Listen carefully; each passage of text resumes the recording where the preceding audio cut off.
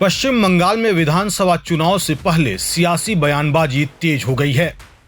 इस बीच बीजेपी सांसद बांसुरी स्वराज कोलकाता दौरे पर हैं। कोलकाता में मीडिया से बात करते हुए उन्होंने कहा कि उन्हें बंगाल के लोगों के विवेक पर पूरा भरोसा है।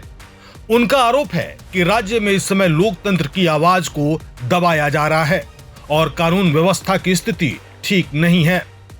एक ही परिवार की न 15 बरस की बच्ची सुरक्षित थी, न 50 बरस की महिला। और उनका गुनाह क्या था?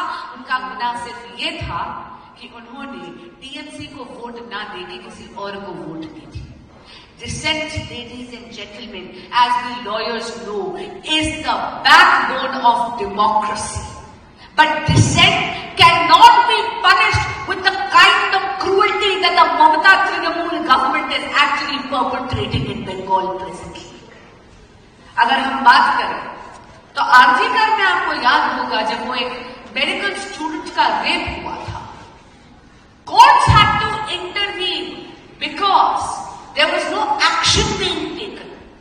जब सीबीआई को इन्वेस्टिगेशन सौंपी गई तो सीबीआई की रिपोर्ट में ये बोला गया कि यहाँ की लोकल इन्वेस्टिगेटिंग एजेंसीज ने कॉलेज की मैनेजमेंट के साथ कवर अप करने की प्रयास करे और जिस प्रकार का संवेदनहीन बयान स्वयं ममता बनर्जी ने, जो कि एक महिला मुख्यमंत्री है लेकिन उनके ही राज्य में महिलाएं रुल रही है, असुरक्षित है, उनकी उन्होंने अनदेखी कर रही है।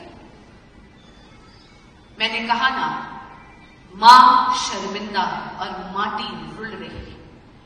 माटी इसलिए रुल रही है और मानुष बेहाल है कि किसी भी प्रकार की पॉलिटिकल डिसेंट पे यहां पर तुरंत एक एफआईआर लगा दी जाती है। You will be shocked. हम लोग शुभेंदु अधिकारी जी के लिए मैटर्स कर रहे थे। जिस प्रकार की एलिगेशंस उन पे लगी है, यहां पर फर्स्ट ईयर लॉ का बच्चा भी खड़े होकर हंस पड़ेगा कि ये किस प्रकार की एलिगेशंस लगाई गई। एक जगह तो उन पर चोरी का इल्जाम लगाया था कि किसी कार्यकर्ता की उन्होंने गोल्ड चेन चुरा ली। मैं लीडर ऑफ द ऑपोजिशन की बात कर रही हूं। शुभेंदु अधिकारी पे उन्होंने यह आरोप लगाया था कि उन्होंने सोने की चेन चुराने का प्रयास करा। एक जगह उन पर 2000 रुपए चोरी करने का इल्जाम लगाया गया और एक एफआईआर में तो सीआरपीएफ के साथ उनको यह बोला गया कि आपने सीआरपीएफ के साथ कलूड करके, कंस्पिरेसी करके टारपोलिन चुराने का आरोप उन पर लगाया गया है। माहौल बना दिया है पूरे के पूरे लीगल प्रोसेस का।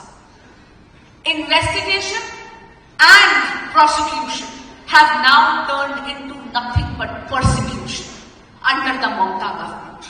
And this is where I need my legal warriors to stand tall.